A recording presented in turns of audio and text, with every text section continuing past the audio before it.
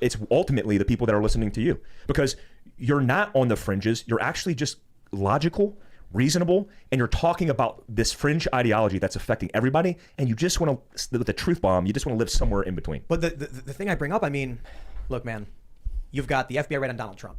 They accuse him of being a fascist. He's certainly none of these things. They've lied about him relentlessly. They've just made all this stuff up. It's becoming impossible to be left alone. And, you know, my thing is, what I will say, they're going after Alex Jones with everything they have because of his influence. And they're going after Donald Trump because of his influence, because they know they can't stop him. This November, I mean, look, Liz Cheney's gone.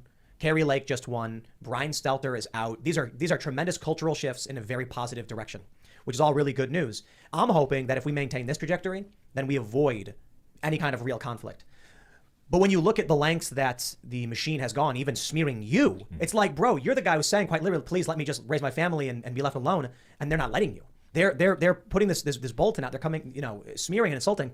I worry this is going to escalate to something, you know, substantially worse, right? I talk about civil war quite a bit. We will be, here's the prediction from Mike Glover, who runs Field Craft Survival and does this for a living, looking at preparedness, looking at threats.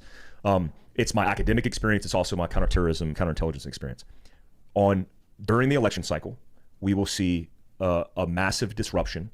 And on election night, prior and after, you will see what feels like civil war, and you heavily. You mean in the next few months? In the next few years. Okay. Because we're going to have a lead up. Yeah. All the social media platforms are going to start getting leverage. The troll farms from China, Russia, North Korea's influence will start affecting us like it did with BLM and Antifa and the election cycle.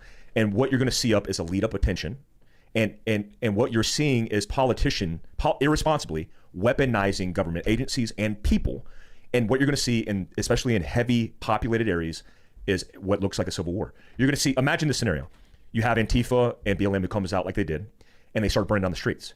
Except now you're going to have the right fringe who's going to come out and go, we won't accept this. It's not just that. Yeah. During the Summer of Love, locals, just apolitical people were seen standing on their street corners with rifles. 100%. So then you have this imbalance where you have leftist extremists, right-wing extremists, and then the people in the middle just defending what they own. Their families, their friends, their communities.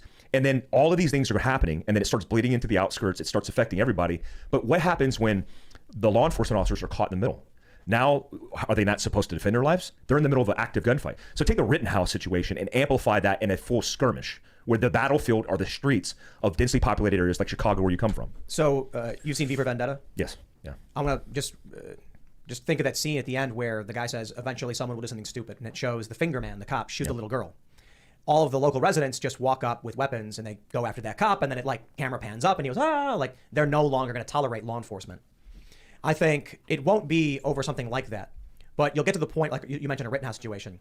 We've already seen circumstances where people have beaten cops, where cops are caught in a riot. And then if it gets to the point where these rioters are unscrupulous and just literally don't care anymore, then you're going to get a V for Vendetta-like situation. There will be a riot. The cop will come out and he'll be telling people to get away. They won't. He'll fire probably a less lethal, and then they'll just start clobbering on them. So we often talk about, particularly with people who've experienced war, you know, our friend Forrest Cooper mentions the people who are trained in war and who've experienced it are the ones begging you to stop because they don't want to see this happen. I've not been in war. I've been in civil conflict and unrest, so precursors too. The worst thing I've seen was people in Egypt shooting at each other with makeshift. They had these pistols that were like 12. They were 12 gauge, I think, and they were single shot. You break barrel, break action, put it in, close it, bang. And from atop the Hilton, I watched someone get shot, killed, and then their body was carried away. That was the one time in this reporting I've seen someone just deliberately be killed in front of me. Not in front of me, like relatively close, but I was high up, so I was safe. We were all pretty safe. And that experience was like, having covered some of the unrest, riots, fires, I was on West Florissant and Ferguson when they were burning down the entirety of that whole block. You drove your car down the street, the fires were so intense, in your car, it felt like the fire was right in front of your face. Seeing that and knowing that's not even warfare.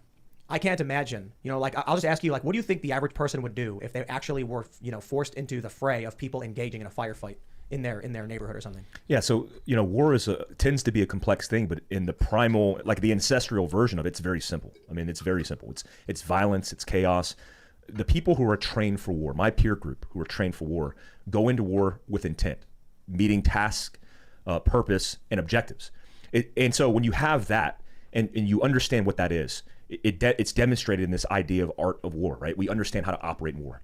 people people who are so fragile they can't change their tire, in a fender bender they lose their mind, a simple emergency trauma they lose their mind, where somebody actually pays for their life when something so simple could have been done. That's the world we live in, because we're living in that. You know what's really crazy to me?